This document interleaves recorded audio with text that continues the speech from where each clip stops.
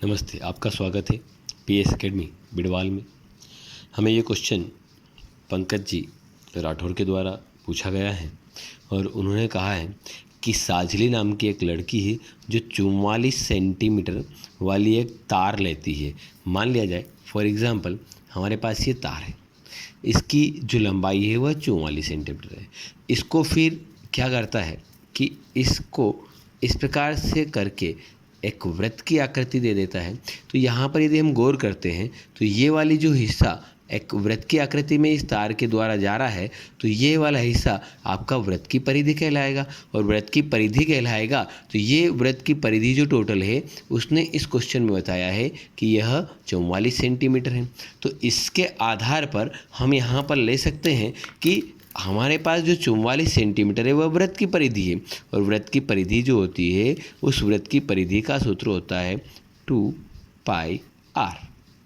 अब यहाँ से देखें तो 2πr, पाई 2 तो उसकी जगह पाई जो है उसकी वैल्यू है 22/7 इंटू r बराबर 44। मैं इसको उलट गुणित करके इधर ले जाता हूँ तो मेरे पास क्या है, r तो इधर बचेगा और 44 ऊपर है, 7 नीचे जो इधर गुणनफल में था ऊपर गया, 22 और 2 दोनों का गुणा होगा तो या तो 44 लिख दो या फिर 2 ऐसा लिख दो।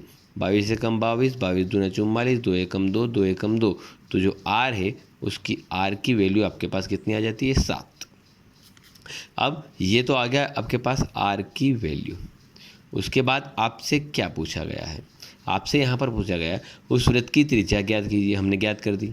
इसका क्षेत्रफल भी ज्ञात कीजिए। इसका क्षेत्रफल ज्ञात करते हैं तो वृत्त का क्षेत्रफल जो होता है उसका मान होता है πr²। πr² है तो पाई का मान 22/7 लिखा। r जो कि हमारे पास 7 है तो यहाँ पे r का स्क्वायर है इसलिए मैंने 7 × 7 लिख दिया है। अब क्या करता हूँ, इस 7 से एक 7 को काट दिया। अब 22 में 7 का गुणा किया तो मेरे पास बन गया 154 सेंटीमीटर स्क्वायर। अब फिर इसने क्या बोला है, इसका क्षेत्रफल ज्ञात करना था, ज्ञात कर लिया है। अब यदि इस तार को दोबारा एक वर्ग में मोड़ा जाता है, अब आपके पास ये तार सेम टू सेम है।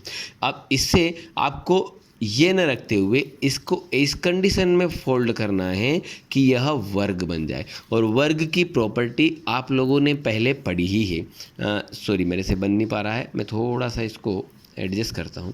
तो मान लिया जाए इसको अगर मैं ऐसा करके 4 भुजाएं बनाता हूँ और 4 भुजाएं बना करके इसको ऐसे जब कन्वर्ट करूँगा तो यह आपके पास एक वर्ग आ जाएगा।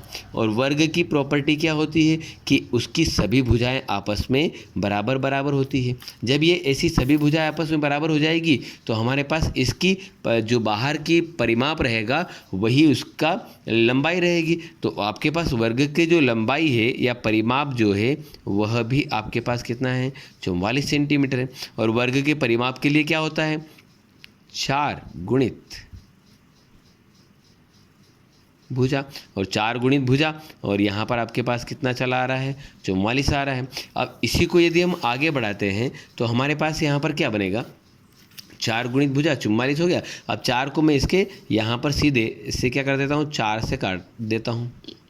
4 एकम 4, 4 एकम 4, मतलब कि जो भुजा है उस भुजा का मान आपके पास आ चुका है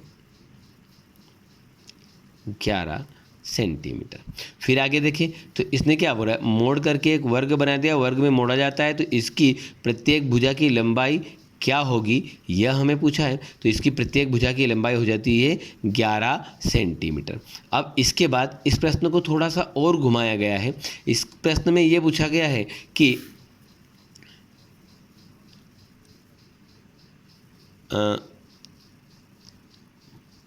वृत्त का क्षेत्रफल या वर्ग का क्षेत्रफल कौन ज़्यादा होगा। अब इन दोनों में से कौन ज़्यादा होगा तो हमें पहले तो इसका वृत्त का क्षेत्रफल तो हम निकाल चुके हैं कि 154 सेंटीमीटर स्क्वायर होता है। अब वर्ग का क्षेत्रफल निकालना है तो वर्ग का क्षेत्रफल निकालते हैं तो हमारे पास क्या होता है, वर्ग का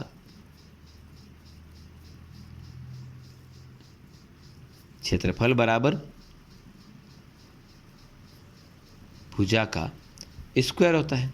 और भुजा का स्क्वायर, भुजा अपने पास कितनी है, 11, तो 11 का स्क्वायर किया और 11 का स्क्वायर कितना होता है, 121 और यहाँ पर यूनिट दी आपके पास सेंटीमीटर, इसलिए सेंटीमीटर स्क्वायर लगा दिया।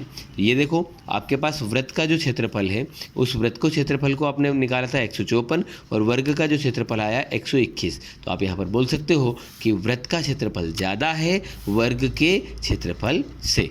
That's all.